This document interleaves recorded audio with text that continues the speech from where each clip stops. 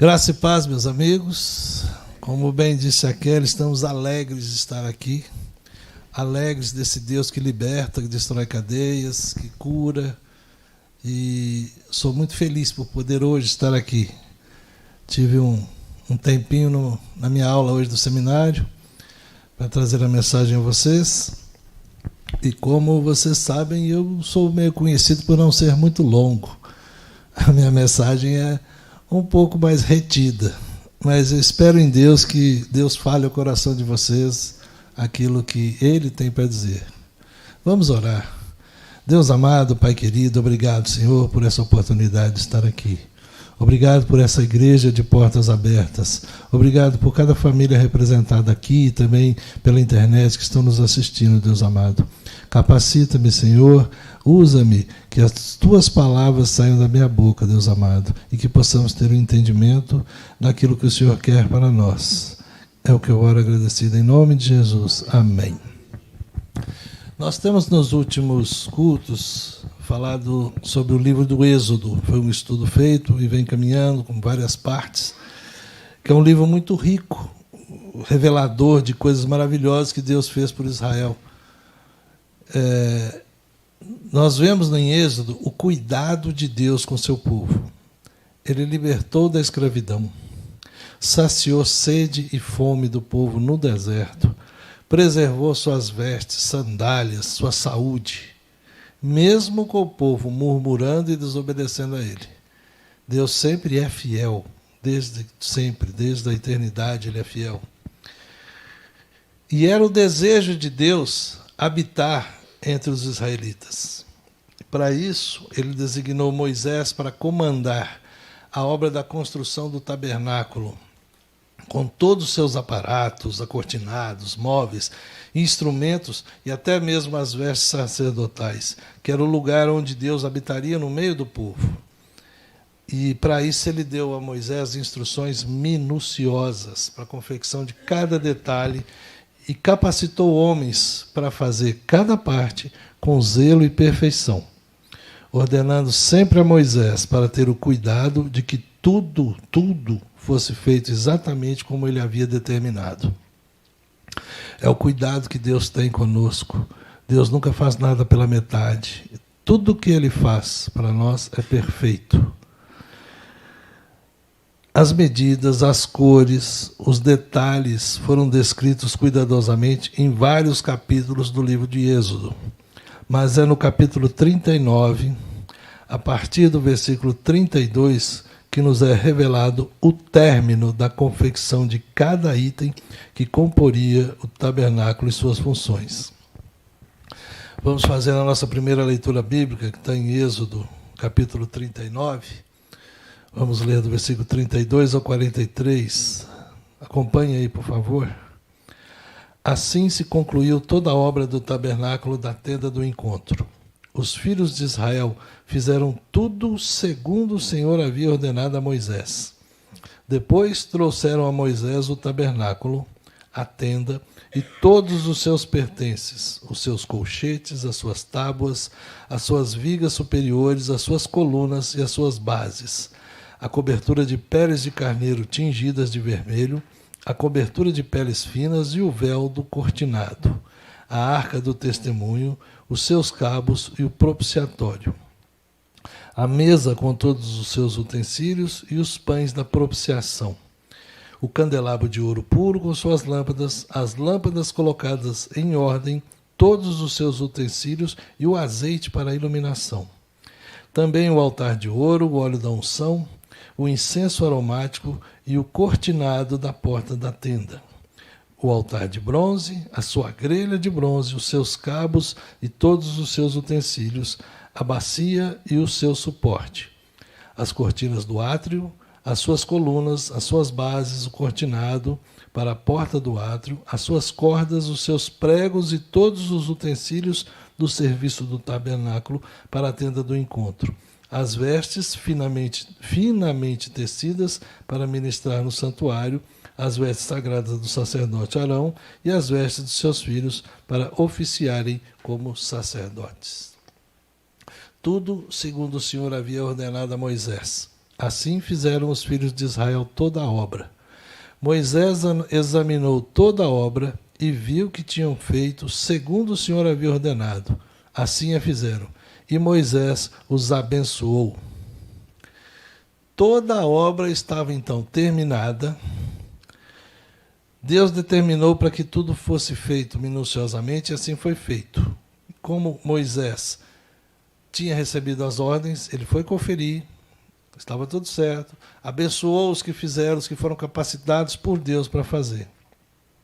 E foi tudo colocado na frente de Moisés. Ele começa ali a entender que o propósito de Deus é usar pessoas, as pessoas que ele mesmo capacita para realizar aquilo que vem a ser o meio de cumprir o propósito de Deus para as nossas vidas. Ele capacita as pessoas para nos abençoar, para fazer aquilo que ele determina. Ele prepara um caminho, prepara condições para que nós possamos ter o melhor em nossas vidas, para que venhamos ter comunhão com ele. E Deus também nos dá instruções específicas de tudo o que precisamos fazer para cumprir a sua vontade em nós. Assim como deu as instruções para se criar todas as coisas do tabernáculo, ele também nos instrui para que nós possamos fazer aquilo que vai trazer edificação. Só que não basta dar o nosso melhor para Deus.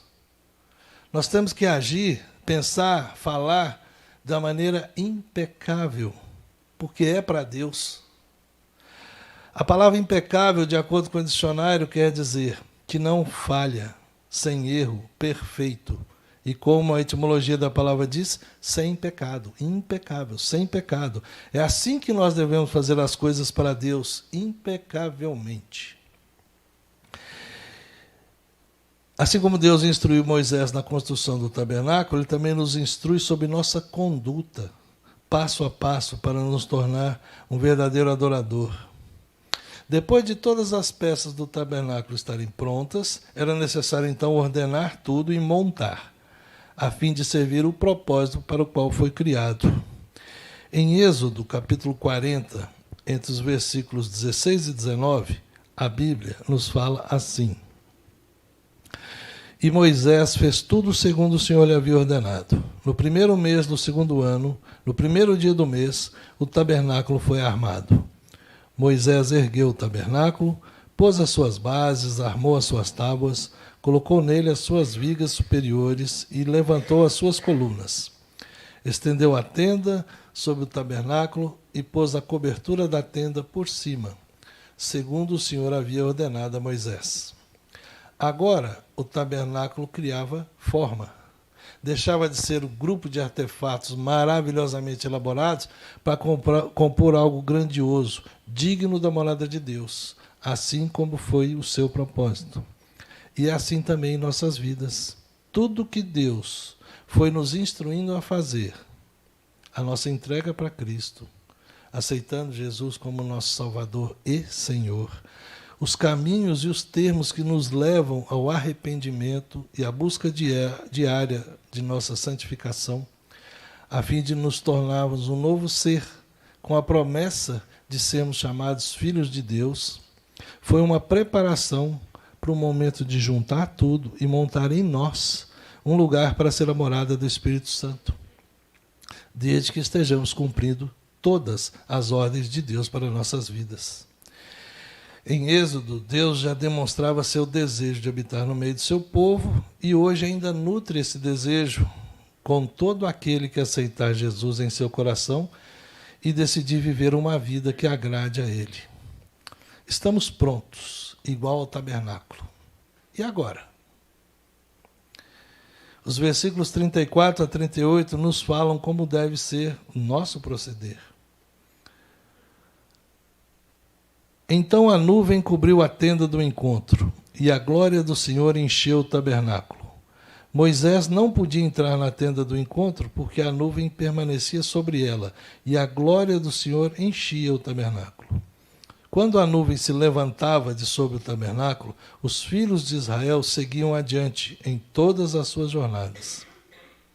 Se a nuvem, porém, não se levantavam, não seguiam adiante, até o dia em que ela se levantava. De dia, a nuvem do Senhor repousava sobre o tabernáculo, e de noite havia fogo nela, à vista de toda a casa de Israel em todas as suas jornadas. A nuvem indicava a presença de Deus e a sua glória.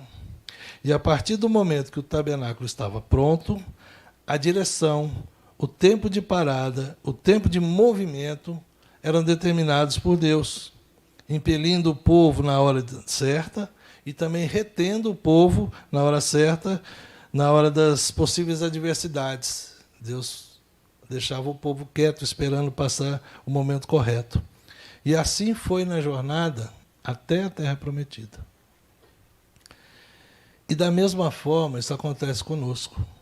Quando o nosso tabernáculo está montado, quando o Espírito Santo de Deus habita em nós, é Ele.